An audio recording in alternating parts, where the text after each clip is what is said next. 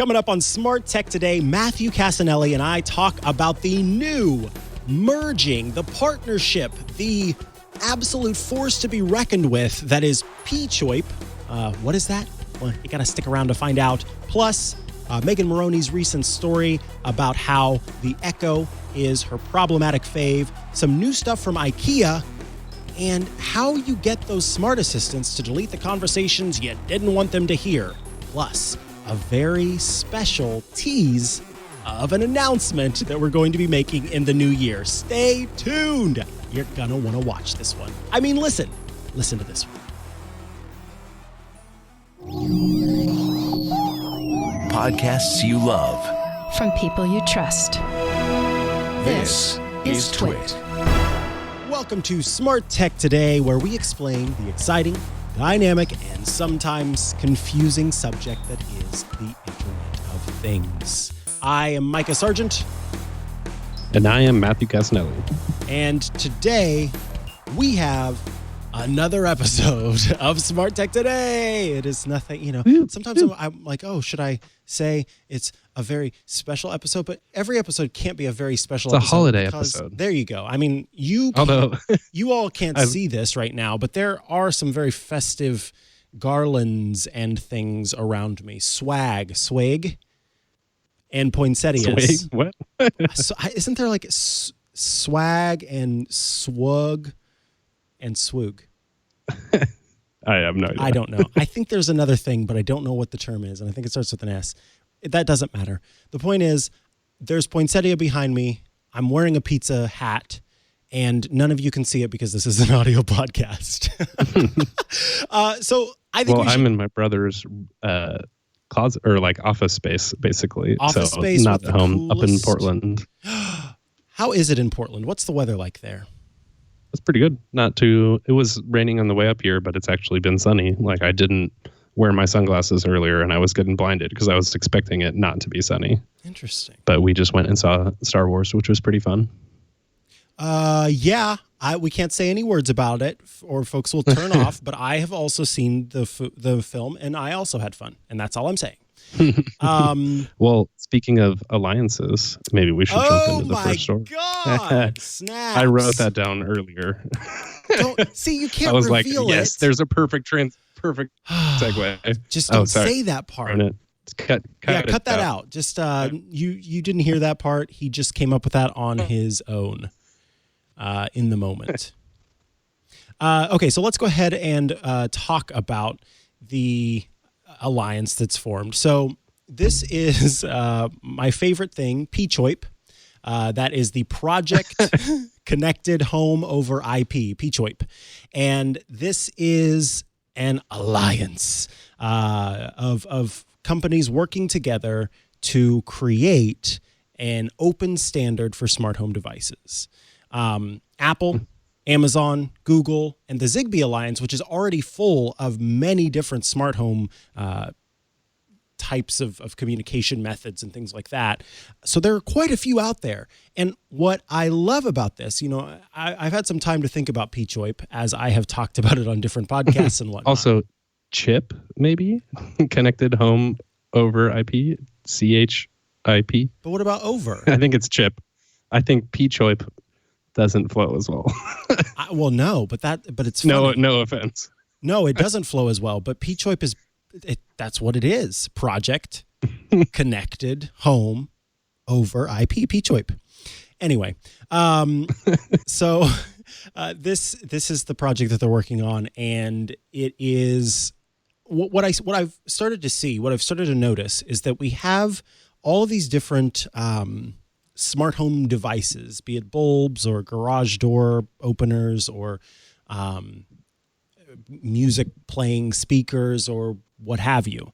And at one point, folks thought that the sort of thing we had to figure out, the thing that we needed to figure out to get them to all work together was what protocol are we going to use to communicate with them? And so Zigbee and Z-Wave and all of these companies created these different methods by which one communicates with these devices, these protocols. And then there was Wi-Fi and Bluetooth and Thread, which is in between some of the other radio spectrums, and all these different things. And what we've seen is that as more and more consumers are getting into this technology, are getting excited about smart home stuff, it's not so much about what method of communication is being used, what wave is being used. It's about which, the thing is, it's which smart assistant am I using to talk to control my stuff, and which app am I using that sort of gives me access to all of the different things in my home. And so they're not thinking so much about the networking aspect of it from a consumer standpoint, but instead how do I control those things? And we've seen how Alexa, how Siri, and how the Google Assistant have all sort of the top three that are doing that are taking control of that. So in that sense, I think this is pretty cool. I'm curious to hear your thoughts whenever you first heard about Peach Wipe, or as you call it, Chip, which is so much more boring than Peach Wipe. Yeah, I mean, I think it basically seems like this was inevitable, but I didn't expect it to ever happen, which is pretty cool. Like, it seems, I don't know, it's just kind of like, oh, you chose Google Assistant 3 years ago, now you're screwed because you can't buy a whole range of products or something like that. And so it does seem to be like, I totally came up with this on the spot. No, I did actually come up with this one on the spot. Is like the smart home wars are like over a little bit, like in whichever one. I'm sorry, I'm not trying to make Star Wars. Smart home wars have. I think that's copywritten way to speak, but yeah, it's basically like no, sorry, not today. Disney somehow could manage. But it's basically just like you don't have to. It's like, oh, you can't use this entire range of products because you chose the wrong assistant 4 years ago. I feel like it'll kind of eliminate that problem. This is like a huge win for every consumer, because now it's, instead of like companies fighting out and like sucking up all your data depending on which one you choose. It's I was just gonna say, now they can all suck up your data. So, it's like built on privacy and security, which is good too. So. I'm curious. The thing that I couldn't figure out is this will require like new levels of technology, and just so everyone knows, this whole program won't come out until a couple years from now. Like, I think they said by the end of next year they should have an open source spec. So that's one thing that's cool, is Apple also like open sourced HomeKit so that everybody can like integrate it together and figure it out instead of like holding it on to themselves. So it'll be, but like, I'm not sure, are we going to all have to, you won't have to buy like new lights. It's like maybe just a new hub or something like that. It's even also less not than totally that. Clear. It's even less than that in my estimation of what this is. It's no work for the customer side of things. It's that regardless of what platform I'm using, they will figure it out on their end how to make. If I want to use the Google Assistant, or I want to use Siri, or I want to use Alexa, they're going to take care of making sure that everything that exists in the space of these companies that are paired together all works across all of them. So right now I might have a plug. I do have a plug that only works with Alexa, and in the future, should these things come to be, that won't matter that it only works with Alexa, because we're going to make it so that it works with all of the others as well. And that's pretty doggone exciting to me. Yeah, this seems really good. It's just like, I mean, I was just looking through like my Amazon orders, I think, and I've had a Hue Bridge since like 2016, which that stuff has been around for a lot longer, but it's like, now is a good time to consolidate this a little bit and not have it. Even just things like, I don't know, like the word Zigbee always sounds so like like internet startup-y kind of thing. And I like to just like make it more standardized, and then they can all work together too. So it's kind of just like your preference, not like a major purchasing strategy that you have to undergo. Yeah, and I agree that Zigbee, Z-Wave, all those things are too non-consumer focused. Yeah, exactly. We need to get past all of that. That doesn't need to be the way that we're thinking about it. I doubt that. I mean, maybe like how many people know who's in the Zigbee alliance? Like, Raise your hand if you know who's in the Zigbee it's Alliance. so Star Wars. Yeah. They just want us Oh to... my God. What is the logo for the Zigbee Alliance? It does it look cool? No. I don't think they have. It's just a Z. Yeah, it's just a Z. They've got some red branding at least. Red Z. Yeah, this seems super interesting. It's like they're all playing nice. Have you heard of there's Somfy? always the joke. No. Yeah, exactly. There was some where they were coming through and I was like, maybe I should know these. But like IKEA is part of it, which is good. Smart Things, Signify, so those were all, that alliance will be wrapped into the larger First Order alliance. No, I got to stop making Star Wars. I'm scared. I'm getting nervous. There's also one called Woolian, which sounds like I'm just mispronouncing Julian, and I love it for that. Never heard of Woolian, though, I got to tell you.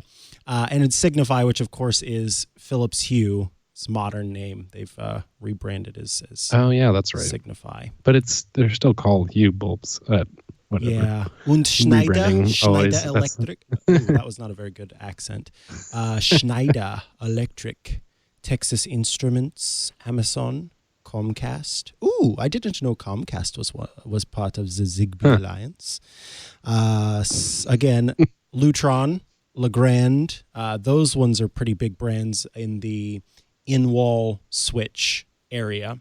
So these are like major smart home device manufacturers and major smart home control device manufacturers all coming together.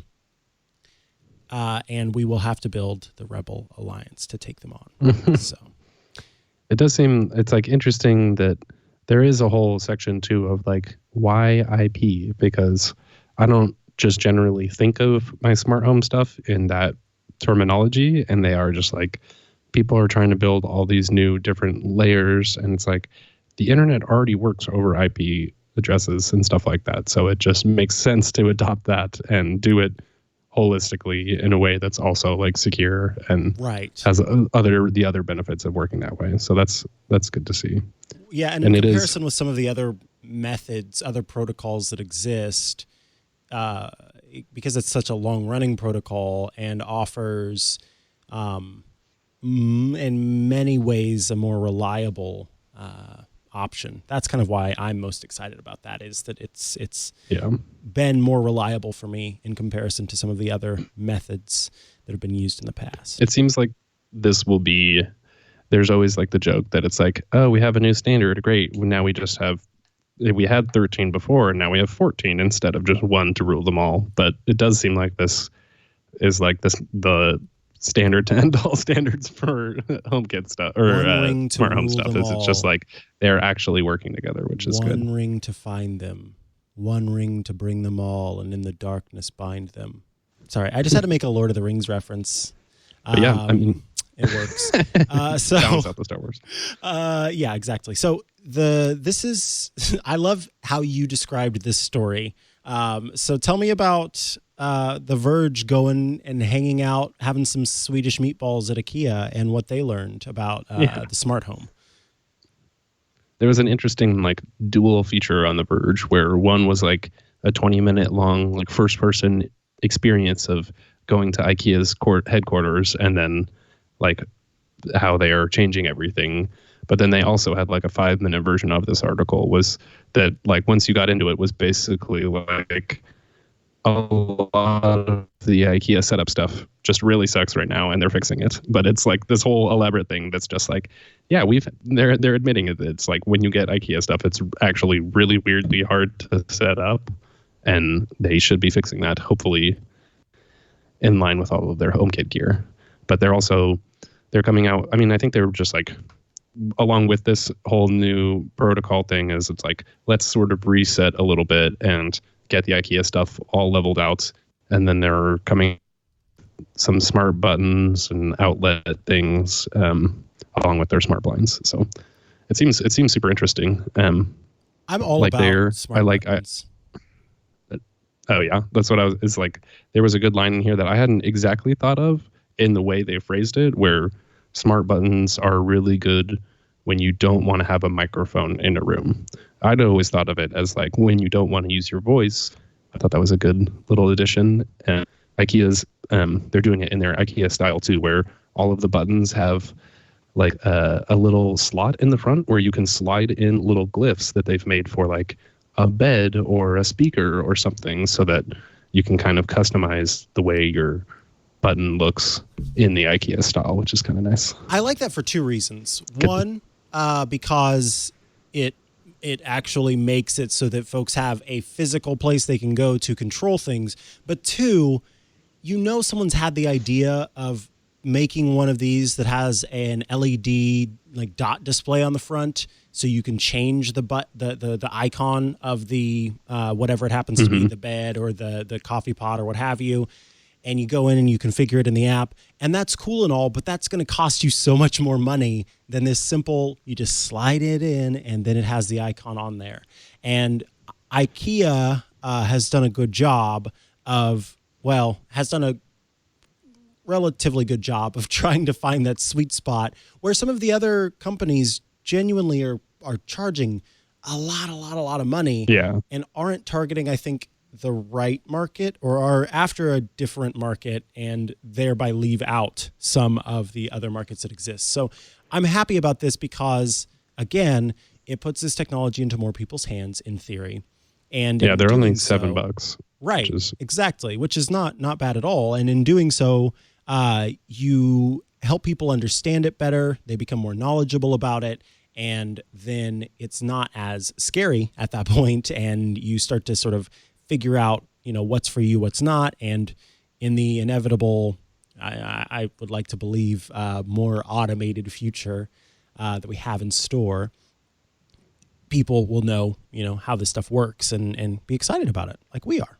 Yeah, that was one of their things, was particularly for them, their audience isn't very tech savvy, and they also had like a terrible onboarding process. So it was just like extra confusing for most of their users, because I think it's like once you added something to a hub, it didn't actually get managed through their hub. It was like connected to another accessory type of thing, and it seemed like pretty messy. I even just struggled following the the description of it, so I'm sure actually setting it up, I'm glad I hadn't actually gotten any of these yet, because a newer setup process, they were like, the Verge article was literally like, yeah, we went through it and it worked, and I was like, great. Like, sounds like table stakes, but right, yeah. I guess you mean that's it worked? No way. They were like, and ta-da! Like it does it well. So I thought that was funny. Oh God, it does what it says on the tin. Okay, cool. There's an article out from TechCrunch. Zach Whitaker has written up a great document here. A great article here. Many smart home device makers still won't say if they give your data to the government. So there are companies who disclose the transparency reports they have, is what they're called, and they tell you when they've handed over your data to the government and to which governments they've handed over data, how many people's data they've handed over, and in many cases, under what laws or reasons is the data handed over. But now there are a lot more companies out there that have access to your data and to whom you give access, and they're not all the big tech giants. And so, and in saying that, they are also not all saying, here's the data that they're not all putting out transparency reports, essentially. Yeah. Which is a bit of an issue because you've got a lot more data out there all the time. And especially with smart home stuff that we've been talking about, or just smart stuff in general, wearables and things like that, it'd be kind of nice to know whether your data is being handed over to government entities. So this is an in-depth report that TechCrunch has done to try to figure out, who is doing what, who's not doing what, who says what they're doing, who still sort of leaves things unknown. Yeah. A little legalese, probably. Yeah, but they were like legalese for sure. They asked them all last year, and so this is like a good. I hope to keep seeing this every year, that they continue publishing it to basically pressure these companies to actually do their reports. Where it's like August smart locks are like, we've never received any national security letters, but then the article notes that it's like if it's not national security, what about that? And they're like, we comply with all laws when we receive a legal demand. So subpoenas and warrants and all that can like get the data from your August smart lock, it sounds like. They're like, iRobot has not received any government demands for data. So then they're like, so we don't have to publish a transparency report, which is always like, you could just publish one saying we didn't get any, but it's a little, I don't know. I mean, sometimes there's also the red herring technique in these where they always say we're not going to do it. And then once they actually get those reports, they just don't talk about it anymore. They're not saying, no, we have received none. So that's always you kind of have to like look behind the curtain a little bit. But like Ring, Amazon owned Ring, which has been in the news a little bit lately for not a little bit, a lot of privacy. Oh my and they're God. like, we're going to do it, just not yet, which is, and then they also said the spokesperson would not comment and stopped responding to repeated follow-up emails. Sounds about right. That's yeah. They're like, business as usual. Don't talk to us, please. You can't say anything good. Don't say anything at all. That's oh my God. Nice. Maybe that's about teaching children, not businesses. That but Bezos does say, if you don't have anything that won't get me in trouble with the press, don't say anything at all, I think is the rule. But yeah, Samsung also, Honeywell said no. Samsung said no. And then Ecobee said last year that they were going to do one and then ended up not doing it. So there's like barely any of these, which is pretty funny. It didn't respond to follow-ups. They're like, hey, you said you were going to do this. Where is it? They were like, we're not going to answer that question. So here's how I'm feeling about this. I want all of these companies, obviously, to release transparency reports. They're collecting our data. In the case of Ecobee, I actually said, hey, you can have my data and you can, they anonymize it and all that stuff. And you can use it to essentially introduce this new stuff that they have now that's like the Nest thermostat, where they can sort of help you figure out what's the best temperature and things like that. I wanted that technology to eventually be available in the Ecobee smart thermostats. And so I gave them my data. So in giving them that data, I would like for these transparency reports to be published. At the same time, I also understand when you are a company that is currently not doing a thing, and then you are sort of confronted with the idea of doing the thing, and then you divert a little bit of resources to calculate the cost and the resource drain it would take to do that thing. And then you get that, pamphlet delivered to the CFO probably and the CTO, and they look at it and they go, holy kabuki, that's a big number. Then I understand why it can take these companies some time, and also why they might not respond to reports or repeated requests for comment. Am I saying that's right? No, I'm not saying that's right. I'm saying that I understand why there might be a delay there. I could get why it definitely takes some time to get this set up. And what it boils down to, it's a little bit still of a critique against the companies, the observation, because what I'm saying is they're not prioritizing this, and this should be a priority. Apple also said they didn't publish one because their data is anonymous, which is kind of funny too. Who said that? Apple, which is... I thought they did transparency reports. That's weird. Maybe it's specific to this type of smart home transparency thing, like with the... I mean, I guess we already found out this year what they were doing with the Siri recordings. So that's true. It's already out there. Yeah, because there's transparency reports on the web. Maybe they were asked for non-governmental ones. Do you do any reporting for non-governmental? Yeah. And they said, well, we anonymize data. So that's true. Interesting. Australia. Well, I thought this was also like an interesting, with the next story from, I don't think I've ever said, is Megan Maroney, right? I don't think I've ever said her name out loud. Megan Maroney. She has old or ex-twit. That sounds dramatic, but former, she wrote an article on Medium. Co-host here at Twit.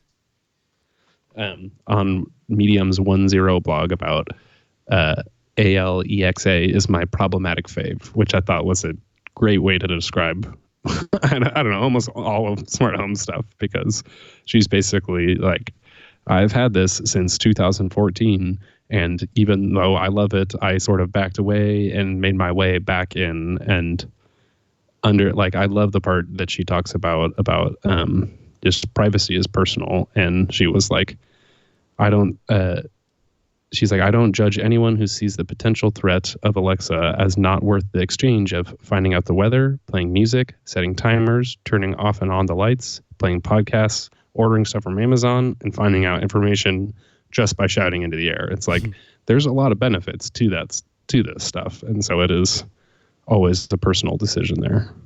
Yeah. Yeah, I love that piece. My favorite thing is when she calls Echo devices the fruitcake of gifting, because as she kind of argues, and I think that there is a nugget of truth to this, it's often the case that the person who wants to have an Echo device that you know that you're thinking about getting one for them, they would definitely they would have definitely gotten one by now if they really wanted one. So if you're giving a new person an Echo, chances are they are not interested in having one. I don't think that that's 100% true, because not everybody prioritizes tech purchases, and not everybody can afford to prioritize tech purchases for things you don't need in your home, but that you might want to have. And so in that case, I think that that's where, like, I would argue, but I do think that there is some truth to that for sure. And thereby calling it the fruitcake of the home or the fruitcake of gifting is hilarious to me. Well, now you got me all concerned, because I did buy one for a friend, but it was it was Black Friday. And so it was very much on sale. And this friend you're not selling it anymore. Yeah, I got it on sale at half price, so I really didn't matter. But I just it was affordable enough for me to buy, and I didn't want to buy them a $60 present kind of thing. It was I actually basically just ordered an extra Echo and then decided to give it to this person. I hope this person doesn't listen to the podcast. They're using. No, definitely not. That's what I was going to say also. I was I'm almost positive. He is the type of person who doesn't really care about tech, but every time he comes over, he's asking our Siri thing, or he'll randomly ask, even though we don't have it set up or anything like that in that space. And okay. So uses it a lot. He didn't want to buy it for himself, but if I gave it to him, he'd probably be yeah, sure. So we'll see. Maybe I'll follow up. I think some people... It is he might like fruitcake, so... Yeah, I think some people wouldn't choose to buy it for themselves, just like fruitcake, who, might end up liking fruitcake. And then as Bleak in the chat points out, Bleak Before Christmas points out, there are some people who don't really know the capabilities that the device has until you show it to them and give them a chance to use it. Yeah, I think also he's been moving around and lives with other people, so it's always kind of one of those things that's I think people probably don't buy a smart home thing until they're settled in a place settled with that, because otherwise it doesn't always fit into your life or your roommate's lives. So we'll see if his roommate appreciates it. But I'm hoping I go over there. And they're just listening to music. So that'd be dope. That would be fun. How to ask Google to delete conversations you didn't want it to hear. So there may be times where the Google Assistant will pop up and say, "Oh, I can't help you with that," or "Hey, would you try asking that differently?" Or maybe it will come up with some answer, and you look and you say, "I didn't say the trigger phrase. You should not be talking to me right now." And as we know, when the device is brought online, it listens to what you say, it sends it off to the server, it's processed, and the answer is sent back, and the thing can answer you. And if you don't want that conversation you were having that you did not intend to trigger, over on the servers somewhere, you can tell it, "I would like that to go away," and that is triggered through a phrase. and it's hey boo boo. Like delete my last conversation, or delete today's activity, or delete this whole week, which is nice too. And what I love, I like how my first reaction to this was just like the sketchy reason. Sorry about that. Go ahead. Oh no, I was just going to say what I love about this is the sort of plain English one for those, because those are a little bit, robotic. Beep boop, delete my last conversation. But you just hear the device say a response to you, and you're like, darn it, I wasn't even talking to you. You can say, hey boo boo, that wasn't for you. And it will then delete that conversation that just took place that it sent off to the servers. So that wasn't for you. I really like that. I'm not being silly or anything like that. I think that's a really good way of putting it. Sorry, Mikah, that's not for you. It is like, I do think of it just like if you yelled something out and your assistant's like, huh? And you're like, no, sorry, that wasn't for you. Yeah. Like, it does fit pretty well. No, and you can also do this on Amazon Echoes, but you have to turn it on in the Alexa app first. Oh, you keep enable saying, deletion by voice. You keep saying ALEXA. I'm not around one, so I feel like I'm just like I can do whatever I want. Freewheeling and dealing over there. Well, how do you talk about the name of the app? Yeah, I guess you could just spell it out again. But. As I do. So you go online, but you can also once you do turn that on, then you can use some phrases to make it happen, make it delete. So delete what I just said, delete everything I said today.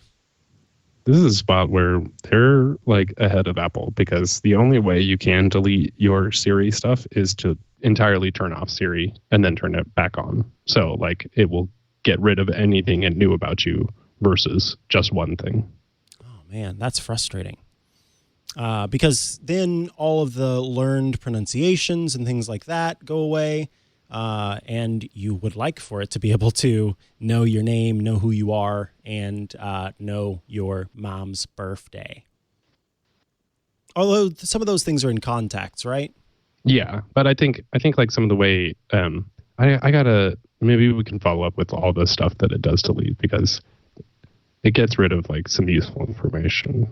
Yeah. So in the end, I think just being able to, when you can add more communication around like mistrust with your devices, I think that's good. So Amazon at its last device event actually showed off a feature where it could, say your Echo Tower starts randomly playing music, and you have no idea why. And in the moment, you might have a laugh, oh, the ghost turned it on or something like that. Ooh, I've got a haunted Echo. But over time, that starts to add mistrust that you have for the device. Then you start thinking that, ooh, is the camera being turned on without me wanting to have it on? All these other sort of bits of concern that take place as you're trying to figure out why the device is doing a thing that you said that you did not expect it to do. And to mitigate that, Amazon introduced a feature to say, hey, boo-boo, why did that just happen? Or why did you do that? And the Echo will try to explain why it did so. So the example of the music, it could say, I started playing music because someone pushed play on their phone, and their phone was connected over Bluetooth to the Amazon Echo, which I think is a great example for how that can work. So the more we know about why these, because I would say half to greater than half of the time, it's not that the devices are doing something that they aren't supposed to do according to their programming. They're doing something that they are supposed to do according to their programming, and it is just simply not the intent that we had for the device that it is doing that thing. So if it can communicate with us, here's why this happened, then we learn a little bit more about, what we're supposed to do in communicating with the device, and it also gets better through the stuff that's sent off to Amazon and others on where these sort of errors keep taking place. It's like, help me help you. Yeah, help me help you, Obi-Wan.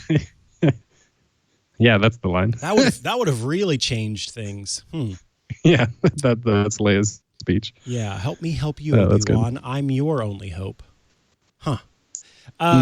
So you may remember, folks out there, that we on Let's see. It was, yes, on episode 4, recorded on October 28th of 2019, we had Yuval Boger of YCharge, the CMO of YCharge, and we interviewed Yuval about the YCharge wireless charging initiative that the company, has come up with. And we knew a little bit about YCharge, obviously talked a lot about the technology there.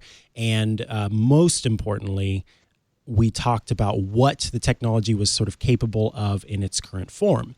But Matthew, you found something pretty cool that was just published in Digital Trends. So what's happening there? Yes, they are moving forward with a little bit more convenient of a product, it seems like, of a power puck is what it's called. It's an outlet, I don't want to say receiver, transmitter for this power. So it's basically, instead of having to install it in your overhead lights, it can be in the wall and then it can send the signal out. I am curious, one of the things that we brought up on that was like the line of sight type of thing, where if it's blocked by something, I don't think it will work as well. So it'll still be interesting to see, but they're releasing it, or they'll probably talk about it at CES and then sometime in the next few months. But it is cool to see this kind of coming forward because it still seems newfangled, I would say. And it's like having it in a more practical setting, I think will be fascinating. Like, I'm interested in trying one of these out. Yeah, if it is at CES, hopefully you'll get a chance to see it there. And, you can say, oh, yeah, I remember you. You were on my podcast. And that would be super cool. And there was also, Z-Wave is interestingly working on some stuff coming up. And noticeably, Z-Wave was not in the Zigbee and other device alliance group. So I'm that confounds me. I'm constantly confounded by the folks that I just think that we'd all be better if it all just worked together. I guess that's what I want. And I think that that's what's deserved. But Z-Wave has, their own wireless protocol, and they have the benefit of existing in the space for a long time, particularly from the builder side of things, where home builders were using Z-Wave devices and introducing smart home stuff before it caught on from a consumer standpoint as much. So yeah, there's stuff to be on the lookout for there as well. Yeah. Well, I wonder if P-Choip will push people forward with that. P-Choip, that's the name. Thank you. I appreciate that. I feel respected and validation. Validated, yes. And I thank you. All right, folks.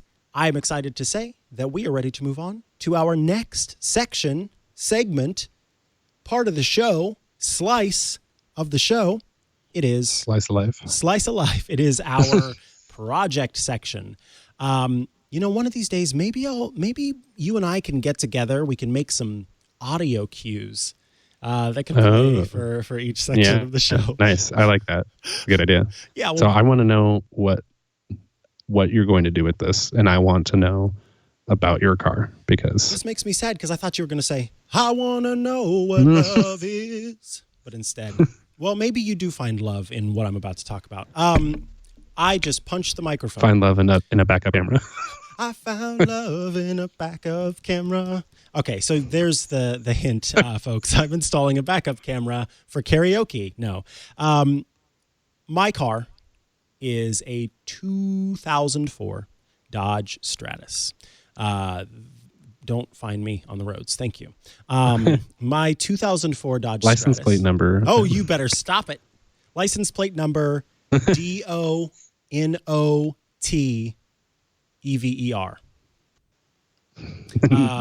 Do not ever come to me. I want to look up the National Highway Traffic Safety Administration, because I want to find this document. Okay, so in 2008, an act was passed by Congress called the Cameron Goldbranson Kids Transportation Safety Act. This law required the NHTSA, that's the National Highway Traffic Safety Administration, to mandate that all new cars include backup cameras. In 2014, the NHTSA finally put together their ruling and said that as of May 2018, any new car sold in the United States must include a backup camera. And so this is amazing. I didn't know that this was required. Yeah. I thought I was just special. Oh, no. Well, I mean, you are, but I think you are. But yeah, essentially there are a lot of people who end up dying from car crashes and things like that. And there are people who, because drivers don't necessarily see who's behind them, get harmed in that way. And so, yes, as of May 2018, all cars sold in the U.S. must include a backup camera. Given that my car is a 2004 car and therefore was sold in 2003. Just under. Yeah, just missed it by that much. I do not have a backup camera. So I am a very skilled look over the shoulder to back up driver. Do you put one arm back? It depends, honestly. You're supposed to, I believe. I mean, maybe it's an Oregon law, but I'm mom arm. Yeah. Yeah, exactly. So there are times when I do and times when I don't. See, for the folks out there listening via audio, you can't see all this great pantomiming I'm doing. But anyway, I'm good at that. But I live in California now. And in California, parking's hard, folks, because there's very little of it. And the spots that are available often require some parallel parking. I will say, I aced the parallel parking part of my driving test. I'm a very good parallel parker. Nice. Me too. But I am not a very good parallel parker in spots that just barely fit my very long car. Everybody's got these cute little compact cars now. And my car, she's gorgeous and I love her, but she's long and it's a bit troublesome. of a boat. She is a boat, yes. And so I've been wanting to install a backup camera on it for a long time. So what do? Well, of course, I go to the wire cutter, which is where I go first and foremost anytime I'm making a home purchase or a tech purchase. And so I went to the wire cutter and looked up their recommendation for a backup camera.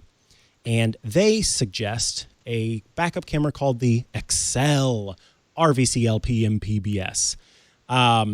That last part is not important. It does not roll off the tongue, but it is a backup camera that basically mounts above your license plate, and it comes with power, of course, and video, and you wire it through your car, and then you hook it up. If you've got a display in your dash, then you can hook it up to that display. Did I mention my car's from 2004? It does not have a display in the dash. No display. No display in the dash. And so in that article for the best backup camera, realizing that folks who are buying a backup camera for the car probably have a car that doesn't have a display, they also suggest a dash display, which interestingly is only $25. The display is a very inexpensive display, but they said it had the best low light performance and things like that. And you don't need a super high definition display because a mailbox is a mailbox is a mailbox. And a smart car is a smart car is a smart car as it's parked behind you. And so I ordered this device, the camera. It's about $80 from Crutchfield. And it'll arrive tomorrow. And I'm planning on sort of doing this over the holiday break, installing this. Essentially what I'll have to do, I will install the camera, and then I will run one of the wires that provides power to the camera to the reverse light on my car. That reverse light, of course, only lights up when the car is in reverse. Therefore, it is only powered when the car is in reverse. Therefore, it will provide power to the camera when the car is in reverse and not at other times. The other wire will lead to the front of my car, and connect to the display that's on the dash.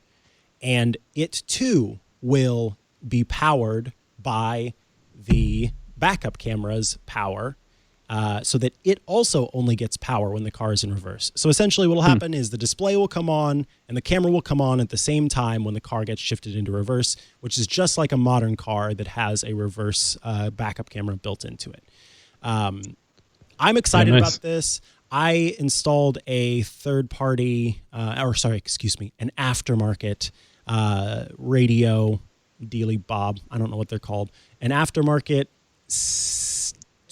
head unit. Thank you. Bing, bing, bing, bing, bing. An aftermarket head unit because I wanted to have Bluetooth connectivity in my old as-can-be car, / an aux port for anyone who might want to use that.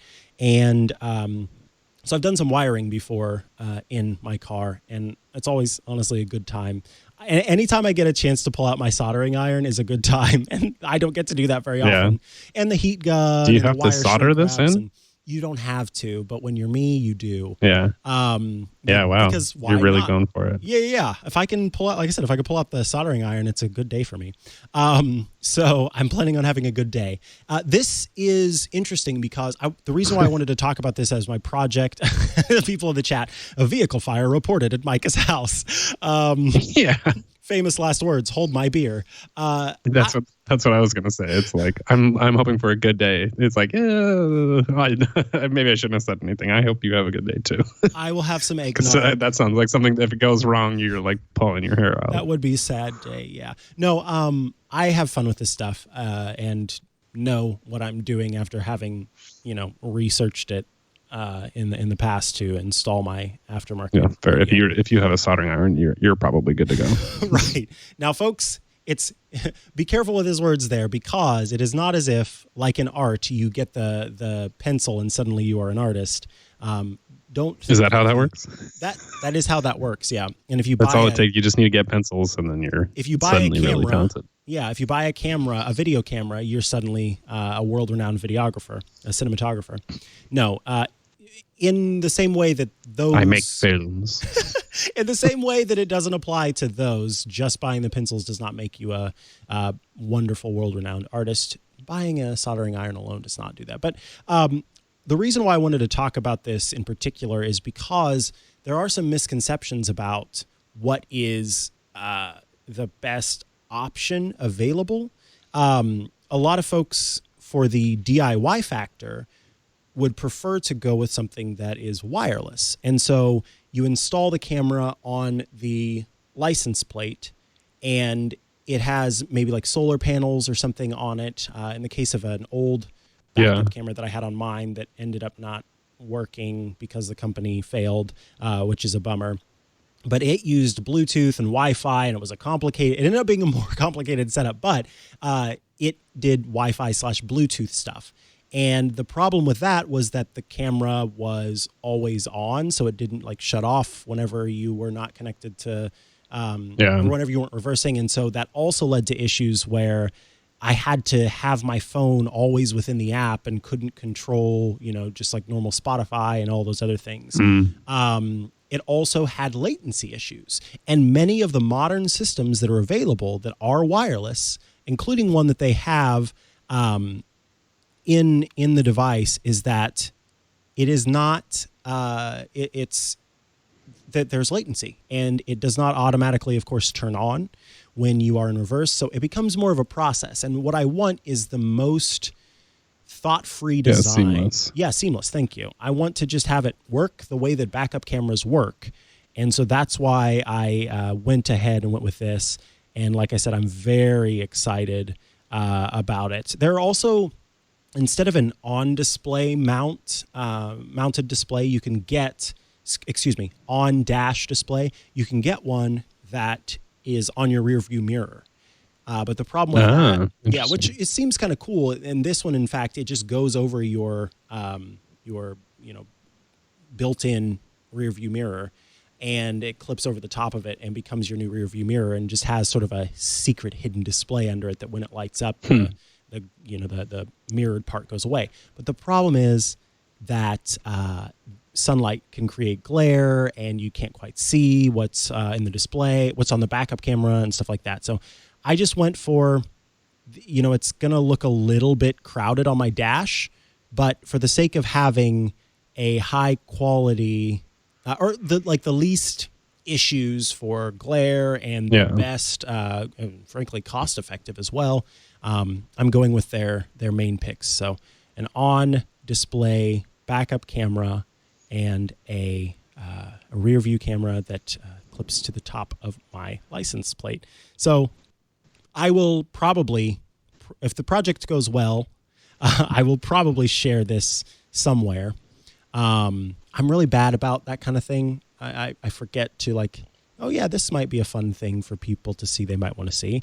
I always forget it, and then I don't end up doing it. But maybe, who knows, I might not forget. Yeah, it seems like this is like the backup camera is nice and thin. That's what's cool. It does just fit pretty minimally under there. I don't fully understand how the cord gets in to the car.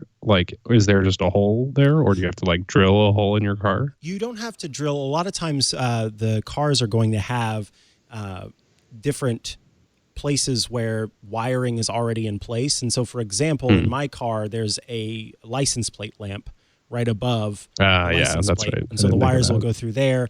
And then it doesn't show in the, or actually it does in the second photo. There's much longer wires. What I find kind of fascinating about this is that it's clear that this is a camera. You know how sometimes, if you've gone to a hardware store and you buy, I'm trying to think of something that would apply here. I don't know, a birdhouse kit. And you get it home and the instructions are just a photo of the finished birdhouse. And it's clear this was made for a woodworker who can put together a birdhouse in 7 seconds flat, versus a step-by-step guide that walks you through every part of the process to build a gingerbread house, where that is for a consumer. This license plate backup camera is definitely more for the pro side of things than it is for the consumer side of things, because the instructions are kind of laughable. And the way that you can make adjustments to the way that the camera works are kind of laughable as well. So it comes with built-in, it has these sort of overlays of green, yellow, and red that show you how close you are to the vehicle behind you.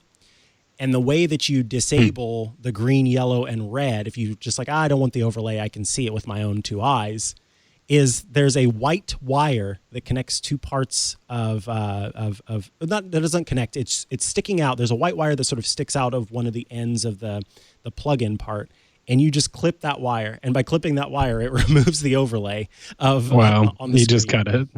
Yeah, you just cut it. And then the other one too, there's another place where you just cut it, and by cutting it, then it you don't have to do it that way. So I think that's hilarious, and it's very clear that it's this is for somebody who knows what they're doing, who's probably going through and installing a lot of these, because, and don't quote me on this, but it's my understanding that law,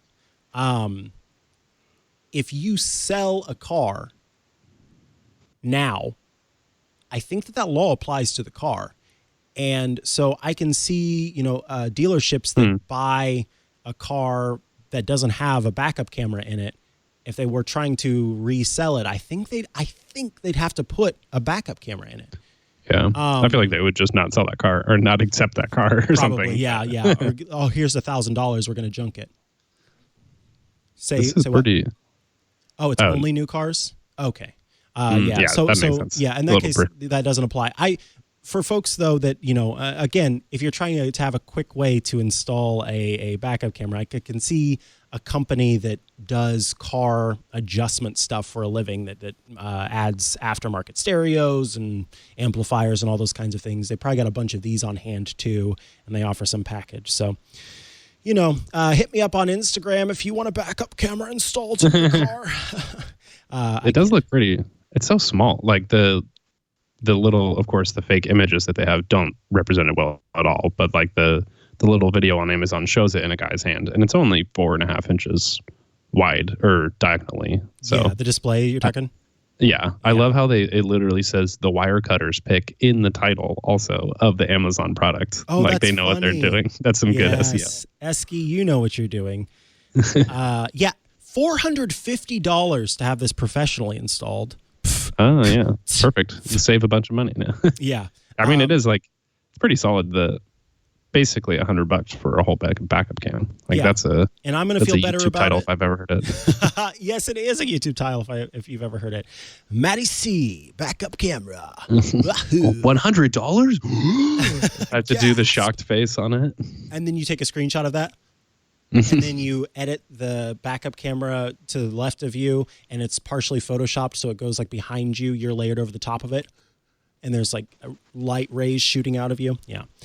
We've seen it all, folks. And so again, that is $80 on Crutchfield for the backup camera and a mere $22 on Amazon for the rear view camera. So I have one question before we moved on, and I'm scared to ask it. Oh, God. Okay. Are you concerned about your car getting broken into because you have a display on your screen on your dashboard? Like that was kind of my first thought. Was 2004 it's like not that Dodge Stratus. I am not at all concerned about my 2004. The display is. Have you seen the display inside of a Tesla? It's not that good. It's like this big. This thing's smaller than my iPhone. I don't think anyone's going to be interested. But you can't take the display off the Tesla versus this is just mounted. Yeah, I know. So I do love that it has a little. Go ahead. Yeah. No. Go ahead.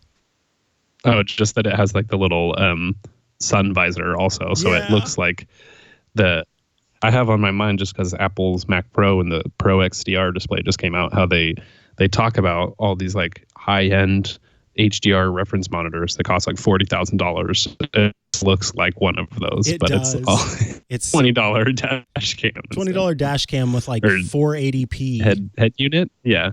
And two. Oh, it said 980p, which is I didn't even know that was an aspect ratio. That's real. And also maybe I'm just a stupid Midwesterner is what I'm trying to say. I'm changing stupid American to stupid Midwesterner who's just not realizing that he's asking for trouble by installing this. I don't think I'm not worried about it. I did get my car broken into like in Oakland, and so I have, but that is like I totally now have that fear in me, even when it's not reasonable. I'm just like, oh my God, my car's gonna get broken into. And it's like I'm parked at my house in Portland, Oregon, like that nice little neighborhood. It's like I'm okay here. But yeah, I did hear I don't go anywhere besides work and home anyway, so womp womp. That sounded sad. No, I'm not worried about that. But thank you for asking. Let's go ahead and move on. I hope it doesn't happen. Yeah, let's go ahead and move Follow on up later because I can't deal with the anxiety. To our last topic, which are our picks of the week. And you're going to go first because I just did a lot of talking. My pick is MusicBot, which is this shortcut made by Federico Viticci of Mac Stories. And so this is only for Apple users, but this is a pretty good demonstration of sort of the depth that Siri stuff can go to now, even though most people don't realize it, where Federico has basically taken all of the capabilities of Apple Music that are available to shortcuts and made them all into one giant, I think it has 800 actions in it to basically interact entirely with Apple Music just using this one shortcut. And it has all this fancy, like, you can choose from menus and go back to your original menu. Like it's like a whole program in here, but it's a pretty powerful tool. There's even like a even more advanced version for Club Mac Stories members, which is like up to like 1,300 actions or something too, and it uses this third-party app. But this is just super impressive. Like I learned shortcuts and workflow back in the day through Federico, and so he's still pushing it forward on the high end there of like if you've ever doubted some of the power of something like shortcuts or what Siri can do now, this stuff is pushing it really far. But it's also it's like interesting because I don't think it's fully designed for Siri all the time. So it would be like Siri reading out a bunch of stuff if it asked it from the HomePod. But I thought this was a neat thing that people can kind of get into if you're into shortcuts. And if you're not into it, just like I'd suggest just look at the article and see what kind of stuff this can do, because it's a pretty powerful proof of concept. Yeah, especially for folks who don't feel like they're getting enough out of Apple Music or want to get more out of it. What he's come up with is the way to find all of these oddly and inexplicably buried features that exist in Apple Music that you would otherwise not really be able to get to. So it's a pretty cool thing. I think that this might eventually be a quote-unquote project, because I want to talk about this in more depth, and I will also be throwing to a hands-on tech video in the future for this. But I'm talking about the $250 Amazon Smart Oven. So, folks, you may remember that Amazon made it was called the ALEXA microwave. And this device was a microwave that you could talk to and say, hey, I want you to cook me some chicken, please. Hey, boo-boo, microwave this popcorn. And it was kind of an experiment that they did, but what they found out was that people really, really digged this thing. They actually quite liked it. And it was the most popular microwave on Amazon for a long time. So they thought, it's sold out right now, like until February, which is goodness. Yeah. Oh wait, you're talking about the smart oven, or you're talking about the microwave? Oh yeah, sorry, the new one. Even still, like this Christmas season, even now, apparently people want the new ones. Yeah. So they decided, okay, you know what we're going to do? We're going to make an oven as well, and we're going to see if people like that. So what is a smart oven? Well, it is a convection oven. It's a microwave. It's a food warmer, and it is an air fryer. So it's kind of a toaster oven mixed with a microwave. And it does all of those things, as well as communicate via ALEXA. So I, for example, and it also comes, I forgot about this. My favorite thing is that it comes with a temperature probe. So what I did the other day, I've used this for, I set it up. It basically, the device itself does not have, a microphone, beamforming microphone array in it. It pairs with a particular Echo device in your home. And in fact, when you buy this, you can get an Echo Dot for free that you essentially make the device that pairs with it if you want to. So the price for the smart oven on its own and the smart oven plus an Echo Dot are the same. So you can get an Echo Dot to pair with it very easily. But I have my Echo Show 8 in my kitchen, so I have the smart oven paired with that. I can say, hey, boo-boo, preheat the oven, or I can say, hey, boo-boo, microwave 3-ounce bag of popcorn. Hey, boo-boo, da-da-da-da. What I love about this is that cooking temperatures and cooking times and cooking foods, depending on what it is, those things change over time. And if you have a microwave that you've had for 5-6 years now, those settings, those those temperature settings might be out of date. And this can constantly be updated. They're constantly adding new things to it. And that's pretty exciting. So what I did the other day is I had some chicken breast, and I, seasoned it up as I normally would, put it in a glass sort of small casserole dish. And the oven comes with a short metal rack, a tall metal rack, and an air fry pan. The air fry pan is a sort of, it almost feels like cast iron, but it's a little bit lighter, and of course is safe to be used in the microwave for air frying, the smart oven for air frying. And so it tells you on the door like what different thing you're supposed to use, just directly on the glass plate, or should you use one of the different things. So anyway, put the chicken in there in the glass dish, and you take the temperature probe and you plug it in on the inside. of the smart oven, and then you stick the probe into the chicken, and I say, hey, boo-boo, roast this chicken to 170 degrees. Yeah, that's cool. And then it cooks until it reaches 170 degrees. Now, as long as I've been alive and lived in different homes, I've never had a convection oven. And if you don't know what a convection oven is out there, folks, essentially it's like a normal oven, but it has a fan in it that distributes the heat more evenly across the food that you're making.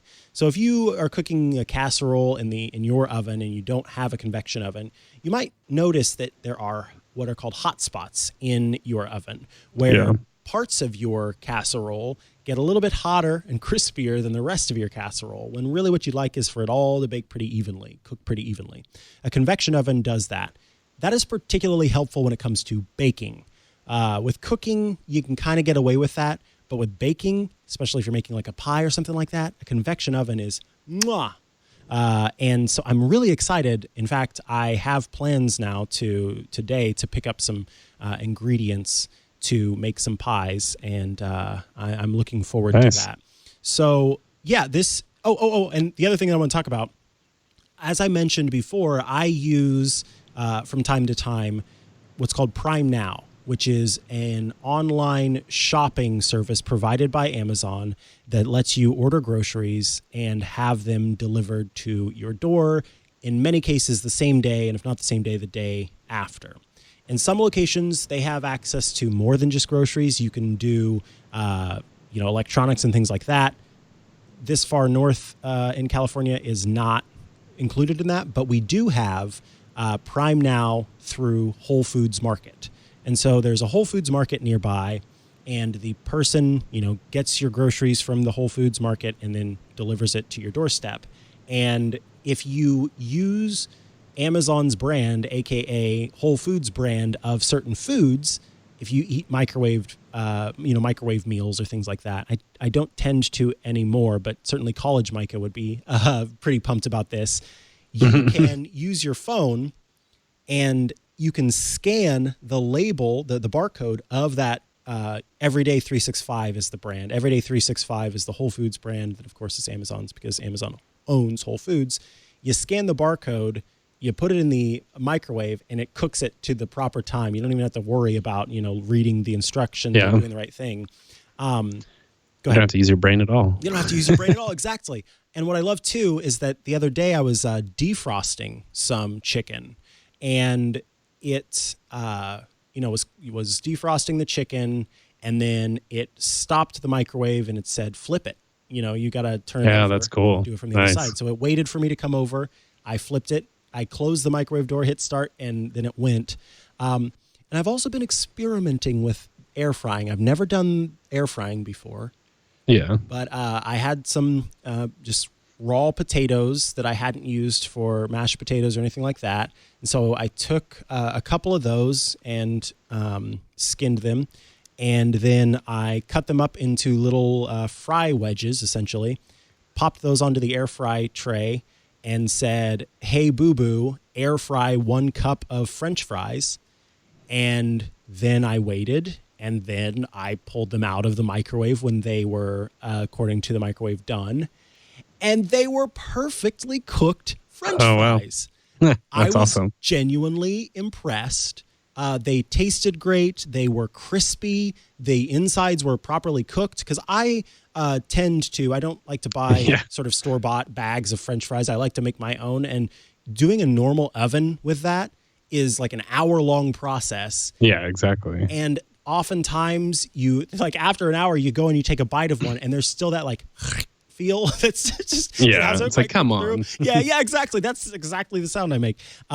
These were actually cooked all the way through. They were soft in the middle and crispy on the outside. So now I'm all about the air frying. You're selling me on this. This thing, and honestly, $250 is not a bad price for it. If you were to buy an oven, and I'm not saying this is going to replace. You can't cook Thanksgiving turkey in this thing. It's not big enough. You can do I was going to say a 5-pound chicken at least. Yeah, you can. That's what the temperature probe is for. That you could say, I want you to roast a whole chicken, and it will do that for you. it'll start telling mean jokes about the chicken. But it also properly cooks popcorn according to the latest rules, rituals, and sacrifices one must make to get the popcorn just right. Yeah. I love the little one of the pop-over images is just like your Echo in the other room can be like your oven is preheated. Yeah. Because that's pretty like I literally have a gas stove, which isn't even allowed anymore, but it's like it takes ages to heat up and everything cooks super inconsistently. And then like we gave away our old microwave because we wanted a smaller one, not realizing that meant it would be underpowered. So, I mean, these aren't exactly small either, but I'm pretty interested. Maybe you'll have to make me some French fries. Yeah, I would be glad to. Come over, have some French fries. We'll also see what else we can fry. Don't they fry Twinkies in places? Let's see what happens when you air fry a Twinkie. Are those even available? I would need it. No one should. They're available forever, aren't they? Right. Impossible to destroy. Yeah, they're like cockroaches. Gross. Nice. Well, this is cool. I'm interested to see pretty neat. in long term if it is like I do.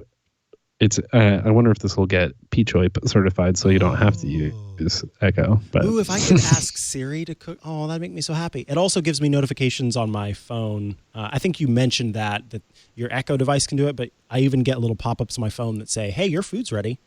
Nice. Which is kind of nice. It's better than having to hear that stupid beep over and over again on the microwave that's built into my home. Yeah, those are always the worst. 3 times, and then 5 minutes later it beeps at you 3 times, and I'm like, please stop! I hate this. Yeah, so there's that. Nice. We are going to have to wrap up here because All About Android is up next.